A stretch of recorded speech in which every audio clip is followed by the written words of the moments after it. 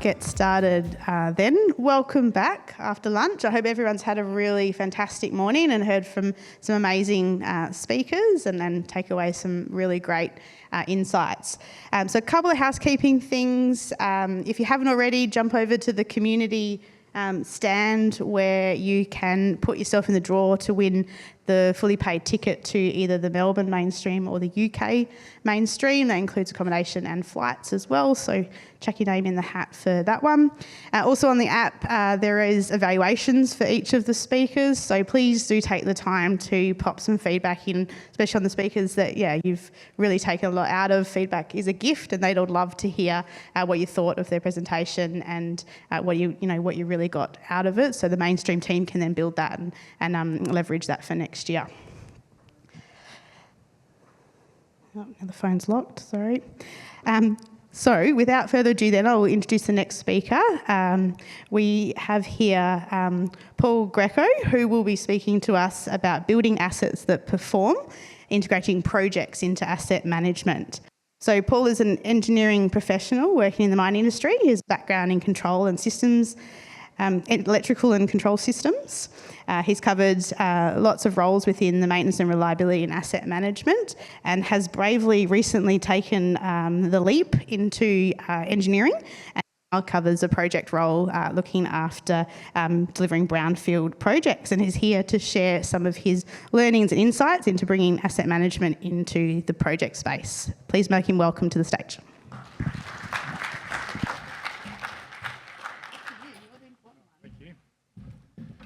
Good afternoon, everyone. Thanks for joining me. Thanks for joining my presentation. Integrating projects and asset management.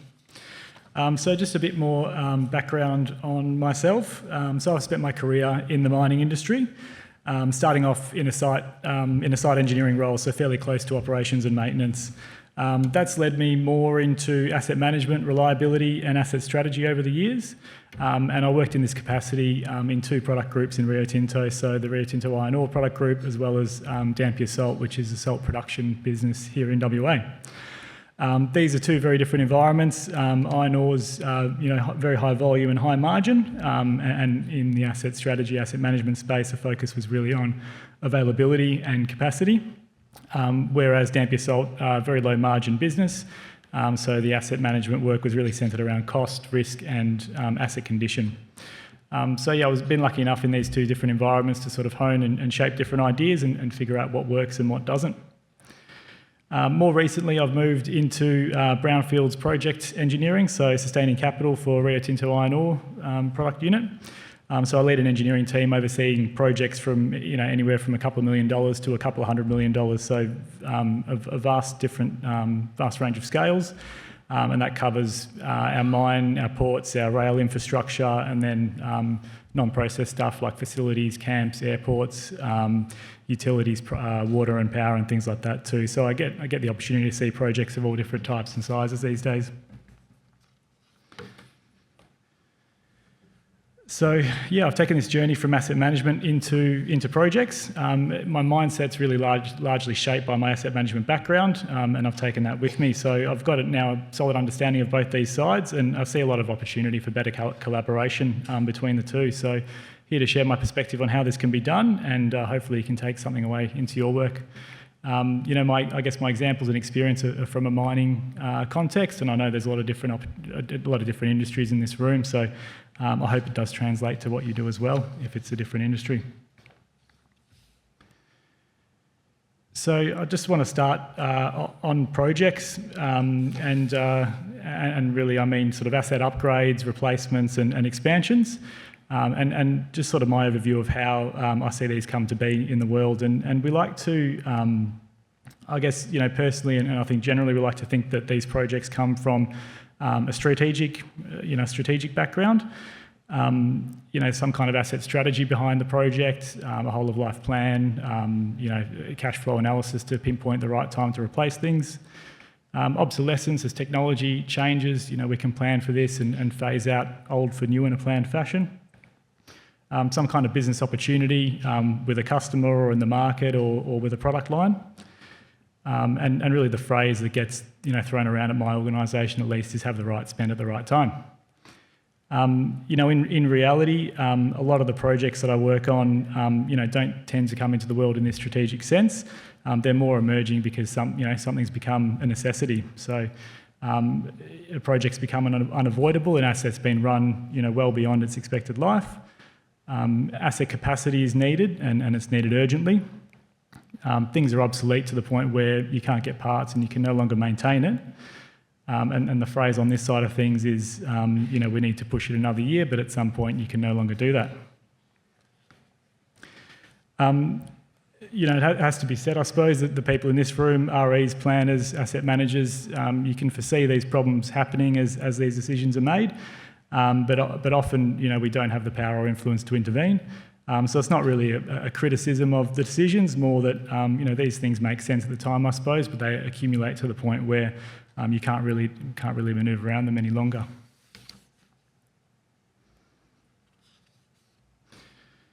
So I guess why does that reality, why does our reality not meet our expectation a lot of the time? I think, personally, I think a big part of that is good asset strategy is very hard to do and hard to implement in organisations. So just thinking about the inputs to a good asset strategy, you need to know your asset requirements. What do they need to do? What's the production output required? What's the reliability requirements? What are the standards they need to be built to and designed to? And importantly, what's the criticality of that asset to your business or process? You need to have a good understanding of your asset condition and therefore what risk is introduced as a result of that.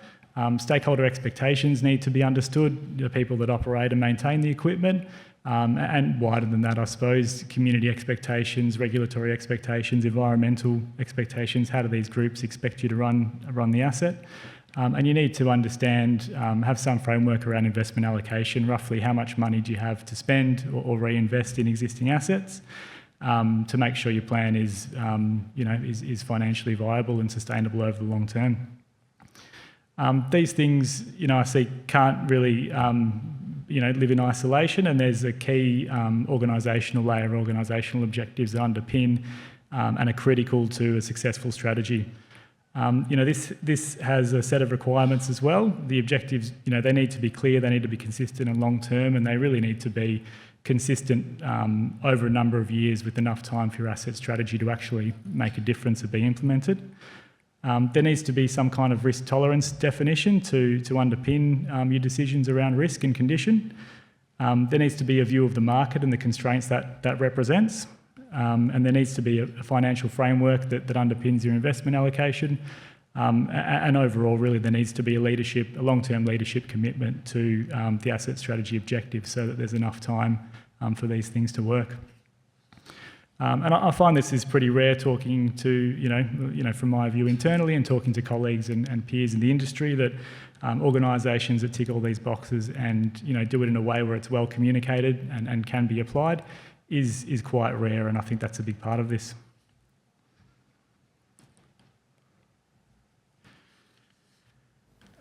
Even with good strategy, it has to be said that things don't always go to plan, and the plan needs to continually adapt. Look, the people in this room, we're pretty clever, and we usually work out how to keep things going long after things need to be replaced. That sort of cleverness and ingenuity can be a blessing and a curse. Typically when things don't work and we recover against the odds, these are the things that get celebrated, and the impact and the cost of that often gets understated. So, recovery is celebrated, prevention is not so often celebrated. Good at it. On the other hand, good asset strategy is almost invisible when it works well. Assets run, problems stay manageable, urgency becomes low. And therefore strategy is always going to be vulnerable to competing priorities, and it needs to continually adapt.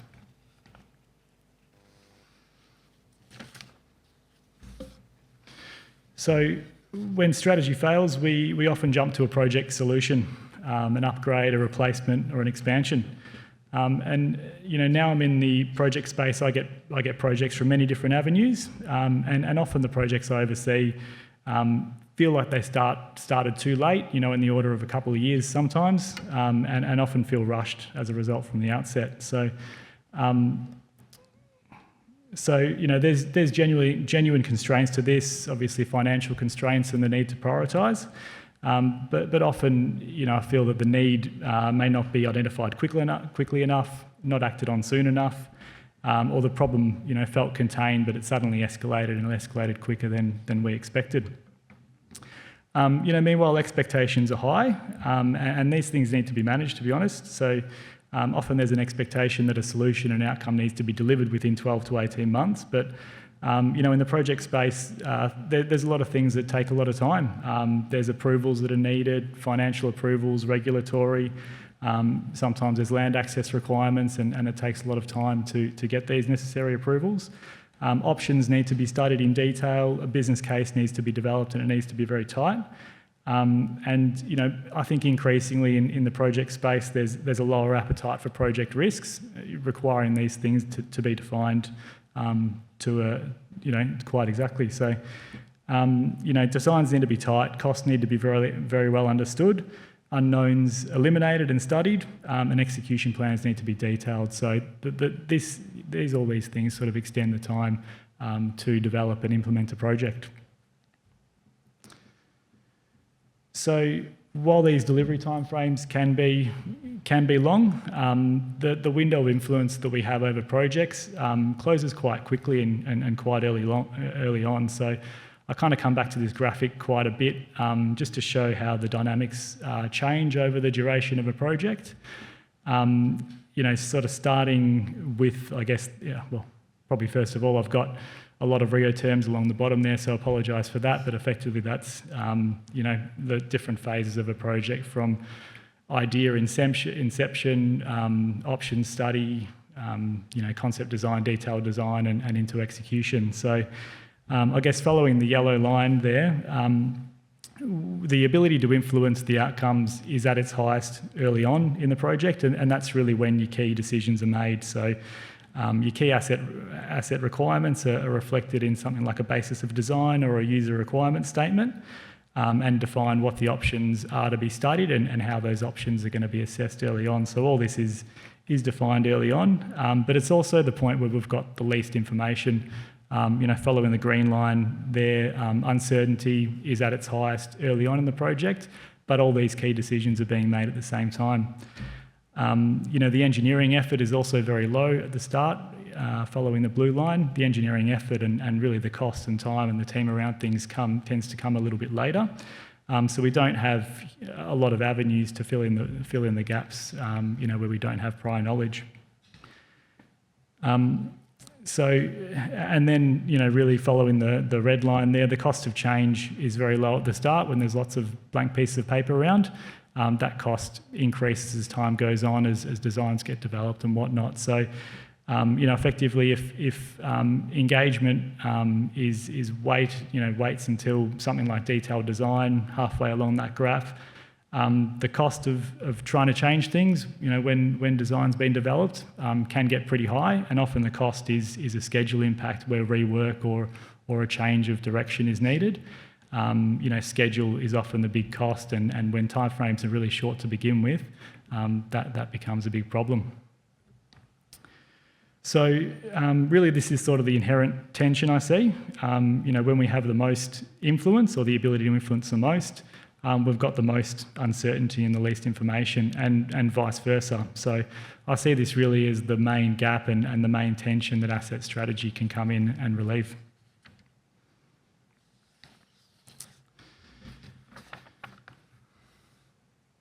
So really my advice is, don't let projects work in isolation, because good projects cannot exist in a bubble, and especially at the start. So clear asset strategy is required to define asset requirements, and but a project also needs to meet its own requirements. So, for projects, if stakeholders and asset owners aren't ready with the strategic intent of an asset, the project will start to need to make, strategic decisions or decisions that will affect strategy. And as a general rule, you probably don't want your project manager in charge of your asset strategy. incentives can be misaligned. Project managers are focused on three things: scope, time and cost. And this creates a tension, and it can sometimes be at odds with asset owners and project stakeholders. So I really think it's a huge advantage, to engage early with a project from the very start. So, get interested in the business case. There's always trade-offs, so identify them early. There's always tensions; they need to be identified and resolved early if they can. I think ideally we can avoid scope becoming an issue in detailed design when we know change can have a big impact to a project and cost. I think someone mentioned earlier to me about standardisation of equipment and standardisation of designs. Asset management people, we hate one-off assets and bespoke designs and a one-off asset into a larger picture. But again, project people aren't the best people to be able to identify the opportunity for standardised equipment or a standardised asset. So what may seem obvious to you may not be obvious to someone else, and these things can also be identified early as well.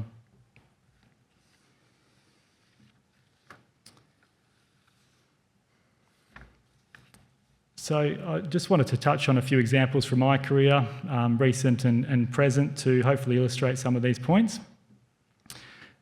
Take, for example, an electrical network and the capacity involved in that from a transmission and distribution network perspective. These assets, the infrastructure is really expensive and they're very long-term assets. It's not uncommon to have these things operating for 30, 40, 50 years even. These assets, when these projects come along, there needs to be a clear long-term view of the future capacity requirements of the network. You build it too small, it really restricts what you can do in the future. Growth and capacity expansions and things like that become, complex and expensive if there's not an electrical network that can support it. Conversely, if you try and build it too large, it gets extremely expensive pretty quickly. And if that room for growth and that capacity is not well founded in terms of business case, it risks approvals altogether and makes that business case really hard to get across.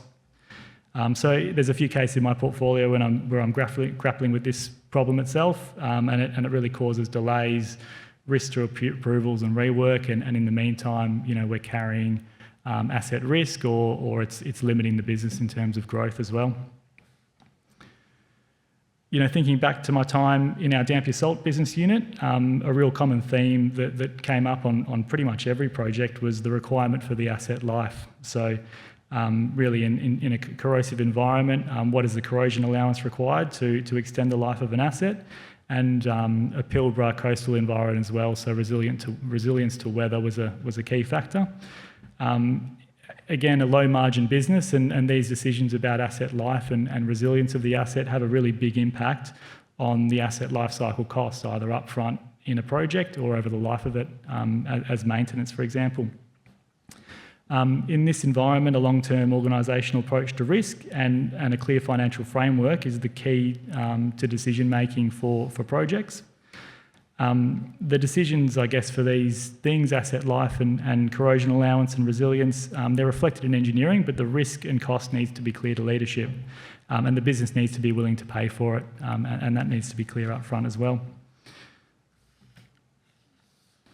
And processing assets, materials handling assets is another example.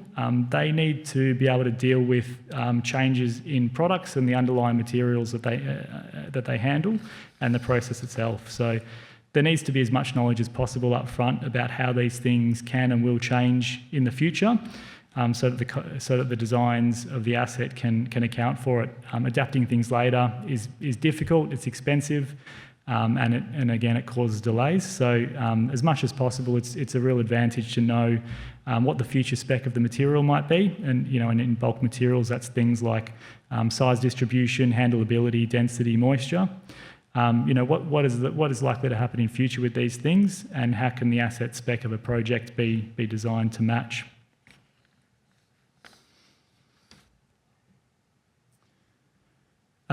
Capital efficiency. I wanted to touch on, share a few thoughts on capital efficiency.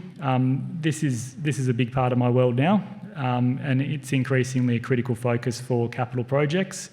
And really, a lot of, organisations running capital-intensive operations like mining companies are really focused on capital efficiency and increasingly so.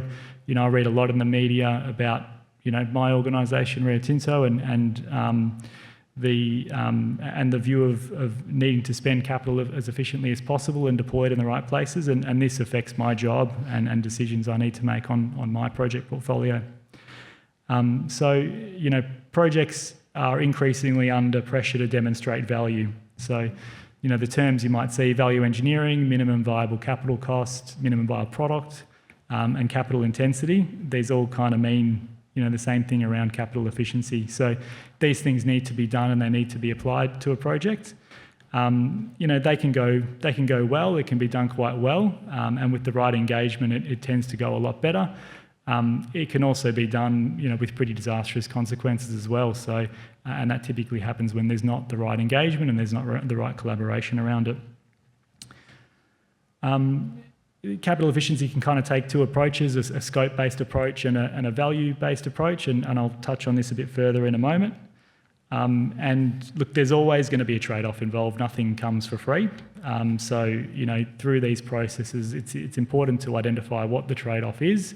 They can be quantified often. There's often an OPEX trade-off to a capital saving, a performance trade-off, operability trade-off, or even asset life gets affected. So we need to know what these things are and need some kind of framework to know that it makes sense.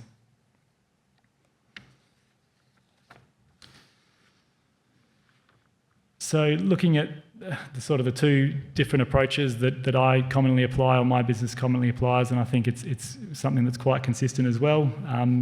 There's a scope approach, and that's often termed around minimum viable capital cost or minimum viable product. And essentially what that means is, what is the minimum investment required that when the project is pared right back will still meet the project objectives. Whereas a value approach more takes, how can you find ways to meet the current spec or the current scope at a lower cost. And just in a bit more detail, I guess, on the image there, your minimum viable capital cost, MVCC, is really your totally stripped back bare essential cost. And more often than not, I think this doesn't really make sense practically. In the sense that if it was your business, you wouldn't really invest in assets in this way. We don't typically do it for our houses or our cars, so often it doesn't make the most practical sense. And I find this is quite a good way to be able to, demonstrate that fact, where you lose the opportunity to address risks and opportunities by paring things back to the bare essentials. So, it could be, for example, a reliability risk that could be addressed with a bit more investment. There could be a technology that gives better productivity. There could be growth capacity and growth opportunities, or asset life can be extended through incremental investments. And I do find that it can be presented in this way, where those incremental opportunities and risk elimination can be quantified and really spelled out for decision makers to come to a sort of a risk-assessed MVCC or something that makes a bit more sense in practice.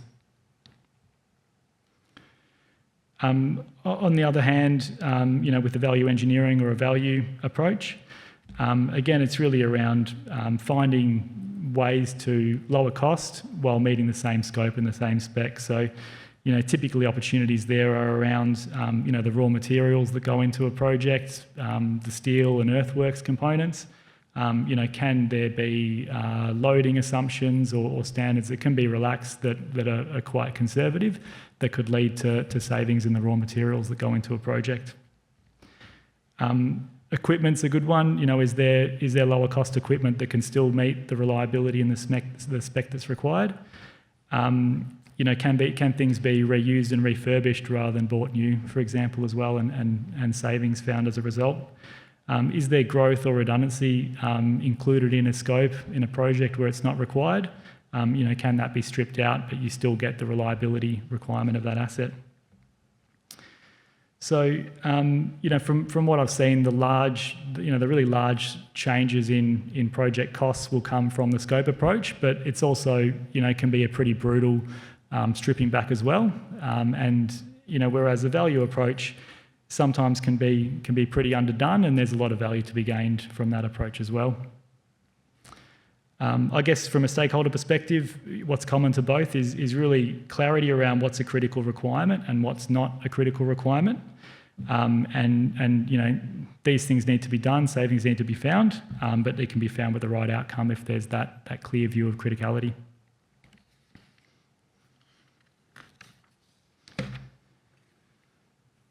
So my takeaways that I hope I've been able to get across today, focus on high quality asset strategy.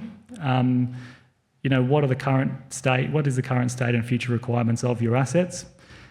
Where is risk and cost expected to escalate and drive projects? Can that be identified as early as possible and plans put in place for that project? Align with organisational objectives. If these things aren't clear, find ways to influence them. And know what your stakeholders expect and want. Again, reflecting on my time with Dampier Salt, we refreshed our asset strategy every single year. And that actually included a walkthrough of every asset across every site with the key stakeholders. And so we'd stand there and review and tweak strategy while we were looking at it with all the key people around. What was to be maintained, what was run to failure, what was going to be replaced, when were you going to do it, how were you going to do it. This is really valuable engagement, and it actually makes the strategy a lot better as a result. So with that strategy, really use it to drive and define projects and reduce that gap between uncertainty and decision making. Engage early, engage as early as possible. Detailed design is often too late. There'll be resistance. You really need to sit at the table at the start. And finally, capital efficiency. This needs to be done. Engage with it, and really identify what the trade-offs are and what the critical things are as well. Great. So that's me. I hope you've found that informative. Please, feedback is great to hear from you and what works and what doesn't. Please connect with me and have a chat with me. Happy to take. I think we've got a few minutes for questions, so happy to take some questions too. Absolutely. Who wants to start?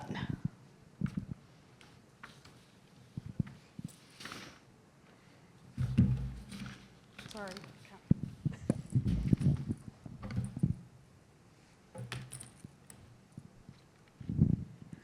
Hello, how are you? Hi. Question. So when you get a project, so for instance, what you were saying in Dampier Salt, you had the opportunity to update your asset strategy, but there will be projects that come in from other areas that don't have a good asset strategy. So what do you do when your window of influence is rapidly reducing and you don't have asset strategy to fall back on? Yeah, good question, and that reactive element is always going to be present. The key is really reduce that as much as possible. Again, because of constraints and prioritisation, you can't do everything all at once. Really, it's knowing where your risks are, being able to plan for them as much as possible. Where you have surprises, try and have surprises in the right spots rather than the really bad spots, I suppose. But it's always going to be a balance here. You can't do everything all at once.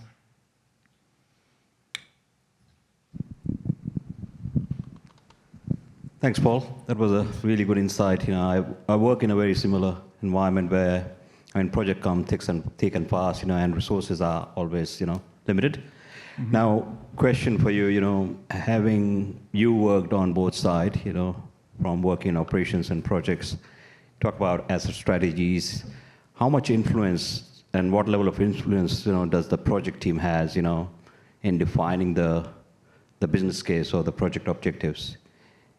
Thanks. Yeah, I think look, a lot of the drive behind that needs to come from a project team, but I think the input needs to come from the strategy, from the users, from the sponsors. So I think all those decisions, I'm always advocating for the collaborative process to it.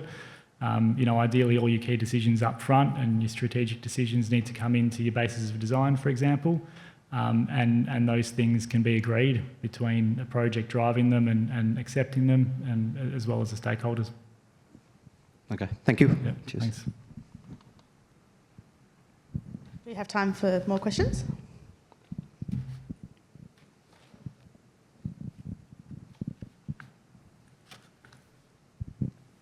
Thanks, Paul.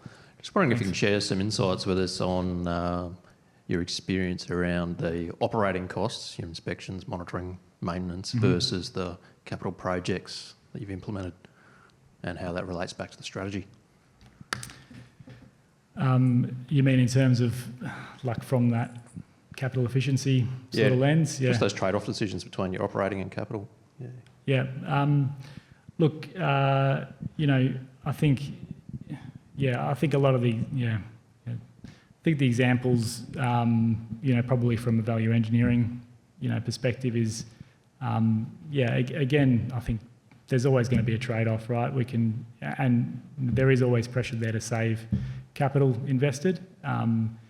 There's a tendency to overlook what the operational impact is, and it's very hard to define that and actually quantify it. I think, in that, try and take an estimating approach, for example, in building up what that operational cost might actually be. It's, going to be a bunch of assumptions to it, as long as your assumptions make sense. You can clearly sort of weigh up the cost benefit of those decisions. There's always going to be a grey area in doing that. Yeah.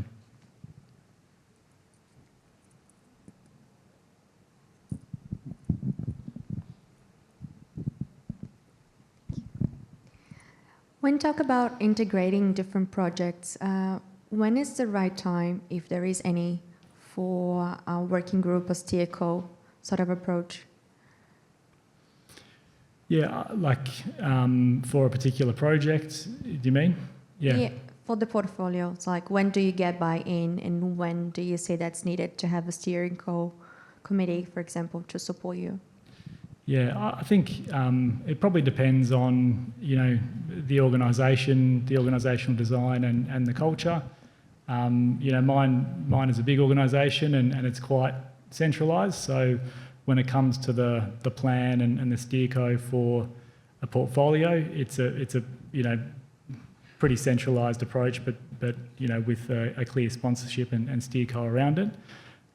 Individual projects themselves are going to work differently, depending on the stakeholder groups and the size of the project and the number of people they impact.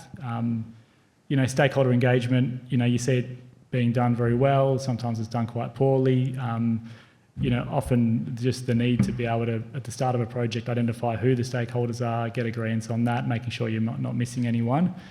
Late engagement is always where the trouble starts. So I think having that key stakeholder group, whether it's as a steerco or as some kind of change board or something like that, needs to be identified early.